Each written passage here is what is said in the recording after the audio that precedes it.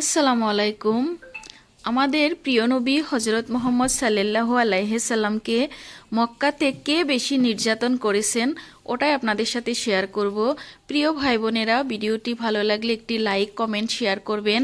আপনাদের শেয়ারে আমাদের প্রিয় নবী হজরত মোহাম্মদ সাল্লাল্লাহু আলাইহি সাল্লামের বিষয়ে সবাই জানতে পারবেন। একবার হজরত মুহাম্মদ সাল্লাল্লাহু আলাইহি সাল্লাম হিজরত করে মদিনায় গেলেন। সেখানে ছোট ছোট দুটি বাচ্চা ওনার কাছে আসলেন। এসে মহানবী সাল্লাল্লাহু আলাইহি সাল্লামকে তারা সালাম জানালেন এবং অনুমতি নিয়ে মহানবী সাল্লাল্লাহু আলাইহি সাল্লামের পাশে বসলেন। তাদের একজনের নাম ছিল মুআওয়াজ ইবনে আফরি, আরেকজনের নাম ছিল মুয়াদ ইবনে আল জামু। তারা জানত যে হজরত মুহাম্মদ সাল্লাল্লাহু আলাইহি সাল্লাম মক্কার কাফের মুশরিকদের নির্যাতনে মদিনায় হিজরত করেছেন।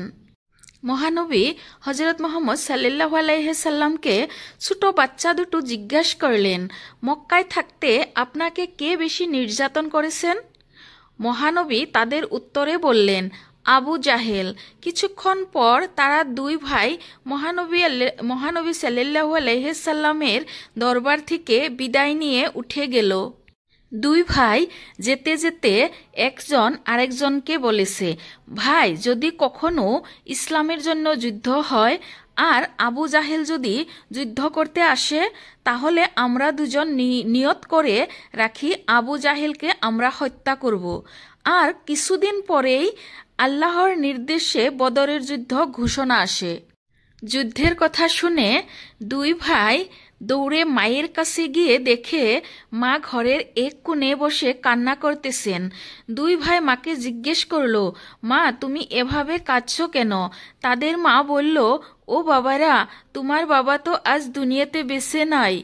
যদি তোমাদের বাবা দুনিয়াতে বেঁচে থাকতো, আল্লাহর নবী যুদ্ধের ময়দানে যাবে, আবু জাহেল যুদ্ধ করার জন্য আসবে, কাফেরদের সঙ্গে যুদ্ধ হবে। আমি যুদ্ধের ময়দানে তোমাদের বাবাকে পাঠিয়ে কাল হাসরের মাঠে মুজাহিদের স্ত্রী হিসাবে উঠতে পারতাম। বাবারা, আর তোমরা তো এখনো ছোট, তোমরা যদি নওজোয়ান হতে, তোমাদেরকে যুদ্ধে পাঠিয়ে কাল হাসরের মাঠে আমি মুজাহিদের মা হিসাবে উঠতে পারতাম। আমি কি দিয়ে মহানবী সাল্লাল্লাহু আলাইহি সাল্লামকে সাহায্য করব, এই ভাবনা চিন্তা করে আমার বুক ফাটা কান্না আসছে। ছোট বাচ্চা দুটো মায়ের চোখ মুছে দিয়ে বলল, মা, আমরা দুই ভাই যুদ্ধে যাব। এই কথা শুনে তাদের মা বলল, বাবারা, তোমরা এখনো ছোট, তোমরা কিভাবে যুদ্ধ করবে? সেখানে অনেক যোদ্ধা থাকবে, তোমরা তাদের পায়ের নিচে পড়ে যাবে। ছেলে দুটো মাকে বলে, আমরা দুজন বয়সে ছোট হতে পারি, কিন্তু আমাদের আল্লাহর সাহায্য কি ছোট? আপনি আমাদের অনুমতি দিন, আমরা যুদ্ধে অংশগ্রহণ করব। আল্লাহ আমাদের সাহায্য করবেন, সাহায্য করার মালিক আল্লাহ। কথা শুনে তাদের মা একটু খুশি হলেন, তাদের যুদ্ধে অংশগ্রহণ করার অনুমতি দিলেন। অনুমতি পেয়ে তারা দুই ভাই মায়ের কাছ থেকে বিদায় নিয়ে মসজিদে নববীর কাছে গেলেন। সেখানে গিয়ে দেখলেন অনেক মানুষ জড়ো হয়েছে। সেখানে কারো হাত নেই, কারো চোখ নেই, কারো পা নেই। সবাই আল্লাহর দিন প্রতিষ্ঠার জন্য নবী করিম সাল্লাল্লাহু আলাইহি সাল্লামের ডাকে যুদ্ধ অংশগ্রহণ করার জন্য এসেছেন। মহানবী হজরত মুহাম্মদ সাল্লাল্লাহু আলাইহি সাল্লাম ভাবলেন, এভাবে তো সবাইকে যুদ্ধে নেওয়া যাবে না, তাদের প্রাণনাশের আশঙ্কা থাকবে। তাই মহানবী সাল্লাল্লাহু আলাইহি সাল্লাম বললেন, সবাই কাতার দিয়ে দাঁড়ান, সবার থেকে যুদ্ধের জন্যে বাছাই করে নেওয়া হবে। এইবার এক ভাই আরেক ভাইকে বলল, ভাই, এবার কি হবে? আমরা তো ছোট, মনে হয় আমাদের নিবে না, কি করা যায়? এবার দুই ভাই বুদ্ধি করল, এক ভাই কাতারের সামনে দাঁড়াবে, আরেক ভাই কাতারের পিছনে দাঁড়াবে। বড় ভাই দাঁড়িয়েছে কাতারের এক পাশে, ছোট ভাই দাঁড়িয়েছে অন্য কাতারের একটু পিছনে। মহানবী সাল্লাল্লাহু আলাইহি সাল্লাম বাছাই করা শুরু করলেন। বাছাই করতে করতে মহানবী সাল্লাল্লাহু আলাইহি সাল্লাম দেখেন 10 বছরের একটি বাচ্চা পা উঁচু করে লাইনে দাঁড়িয়ে আছে। মহানবী সাল্লাল্লাহু আলাইহি সাল্লাম তাকে জিজ্ঞেস করলেন, তুমি কেন এভাবে পা উঁচু করে দাঁড়িয়ে আছো? ছেলেটি উত্তর দিল, আমি মাফে বড় হওয়ার জন্য এভাবে দাঁড়িয়েছি। আমি যুদ্ধে যেতে চাই, আমাকে যুদ্ধে নিন। মহানবী সাল্লাল্লাহু আলাইহি সাল্লাম বললেন, তুমি এখনো ছোট। আমি শুনেছি তোমার বাবা ইন্তেকাল করেছেন, তোমার মা বাসায় আছেন। তুমি তোমার মায়ের খেদমত করো, তুমি জিহাদের সওয়াব পাবে। এবার বাচ্চাটি কান্না করে দিয়ে বলল, আমার মা কেঁদেছেন আর বলেছেন, তোমাদের বাবা আজ বেঁচে থাকলে যুদ্ধে যেতেন, এখন যুদ্ধে যাওয়ার মতো কেউ নেই। আমরা ছোট, মাকে শান্ত করে বুঝিয়ে যুদ্ধে যাওয়ার জন্য অনুমতি নিয়ে এসেছি। মহানবী সাল্লাল্লাহু আলাইহি সাল্লাম বললেন, তোমার মা তোমাকে অনুমতি দিয়েছেন, তাহলে তুমি যুদ্ধের জন্য প্রস্তুত হও।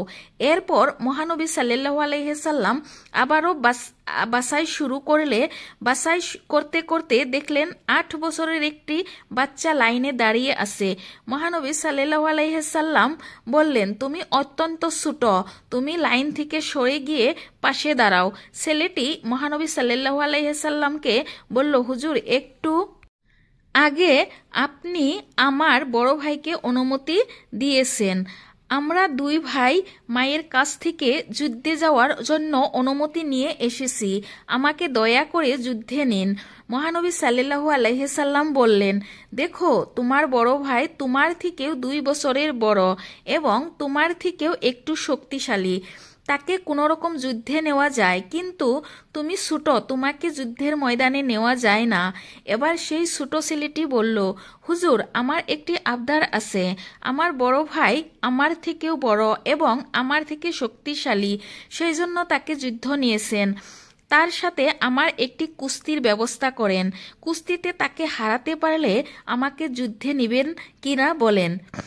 এর মধ্যে বড় ভাই এবং ছোট ভাই দুজনের কৌশল বিনিময় করল। ছোট ভাই বড় ভাইকে বলল, আমি তোমাকে ধাক্কা দিলেই তুমি ইচ্ছা করে পড়ে যাবে।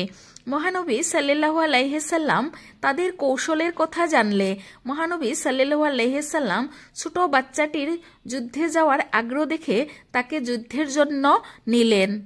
মহানবী সাল্লাল্লাহু আলাইহি সাল্লাম 313 জন নিয়ে যুদ্ধের জন্য প্রস্তুত হলেন। মহানবী সাল্লাল্লাহু আলাইহি সাল্লাম দ্বিতীয় হিজরির 17 রমজান শেষ রাতে সেহেরি পেট ভরে খেতে পারেন নাই।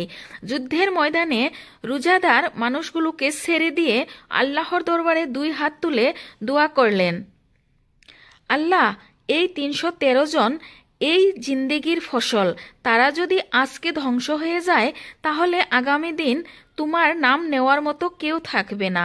মহানবী সাল্লাল্লাহু আলাইহি সাল্লাম আল্লাহর দরবারে হাত তুলে কান্না শুরু করে দিলেন। আল্লাহ তাআলা তখনই জিবরাইল আলাইহিস সালামকে মহানবী সাল্লাল্লাহু আলাইহি সাল্লামের কাছে পাঠিয়ে দিলেন।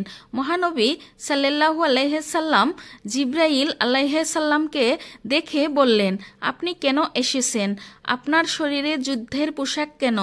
জিবরাইল আলাইহিস সালাম বললেন, আল্লাহ আমাকে পাঠিয়েছেন আপনাকে সাহায্য করার জন্য। তারপর যুদ্ধ শুরু হলো। প্রচণ্ড বেগে যুদ্ধ চলছে।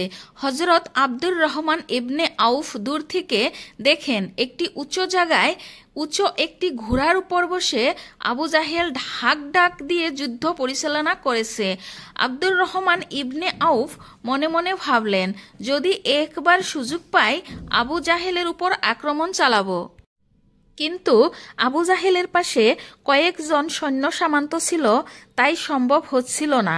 তিনি আরও ভাবলেন, আবু জাহেলের উপর আক্রমণ করার জন্য আমাকে শক্তিশালী একটি দল গঠন করতে হবে, কয়েকজন শক্তিশালী মানুষ লাগবে। এমন সময় দেখেন 2 জন বাচ্চা ওনার সামনে এসে বলেন, চাচা, আবু জাহেলকে চেনেন? আব্দুর রহমান ইবনে আউফ তাদের জিজ্ঞেস করলেন, বাবারা, তোমরা আবু জাহেলকে দিয়ে কি করবে? বাচ্চা দুটি বলল, চাচা, যদি আবু জাহেলকে চেনেন তাহলে আমাদেরকে দেখিয়ে দিন। আমরা নিয়ত করে এসেছি, সে আমাদের প্রিয় নবী সাল্লাল্লাহু আলাইহি সাল্লামকে কষ্ট দিয়েছে, আমরা তাকে হত্যা করব।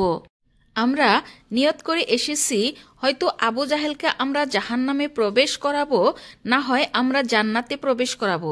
বুখারী শরীফে এসেছে আব্দুর রহমান ইবনে আউফ আঙ্গুলের ইশারায় দেখিয়েছেন ওই উঁচু স্থানে যাকে দেখা যায় সেই হলো আবু জাহেল।